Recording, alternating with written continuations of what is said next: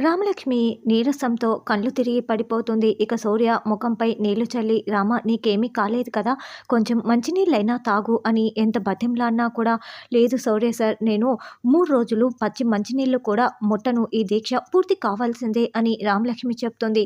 ఇక అస్మిత అయితే తాను చచ్చిపోయినట్లు కలగంటూ ఉంటుంది. ప్రమీల అస్మిత శవం దగ్గర కూర్చొని, "అయ్యో అస్మిత, ఆస్తి మొత్తం నీ పేరు మీద రాయించుకున్నావు, నా పేరు మీదకి కూడా బదిలీ చేయలేదు, నువ్వు అప్పుడే చచ్చిపోయావా" అని ఏడుస్తూ ఉంటుంది. అస్మిత ఇదంతా ఊహించుకుంటూ, "అమ్మో, నా వల్ల కాదు" అని అనుకుంటూ ఉంటుంది.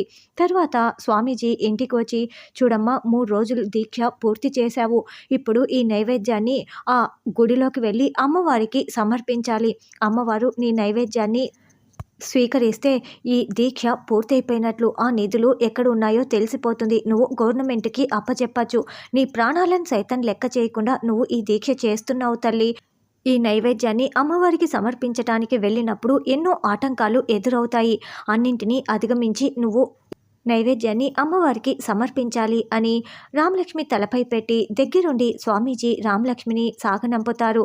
ఇక రామలక్ష్మి వెనకాలే అస్మిత కూడా వెళ్తుంది. అయితే అక్కడికి వెళ్ళిన తర్వాత కొన్ని శక్తులు వచ్చి ఏదో చేస్తూ ఉండటంతో అస్మిత వాటికి భయపడి పారిపోయి బయటికి వచ్చేస్తుంది. రామలక్ష్మి మాత్రం ధైర్యంగా అడుగడుగు ముందుకు వేసి వెళ్తుంది.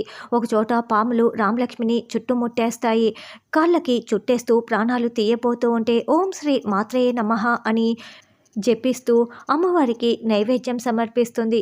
"అమ్మ తల్లి, నేను ఎంతో కష్టపడి నీ వరకు వచ్చాను, ఈ నైవేద్యాన్ని నీకు సమర్పిస్తున్నాను, స్వీకరించు తల్లి" అని వెనుతిరుగుతుంది.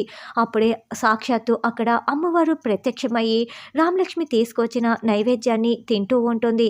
అది చూసిన రామలక్ష్మి, "నా జన్మ ధన్యమైపోయింది" అని చాలా సంతోషంగా అమ్మవారిని దర్శనం చేసుకుంటూ ఉంటుంది.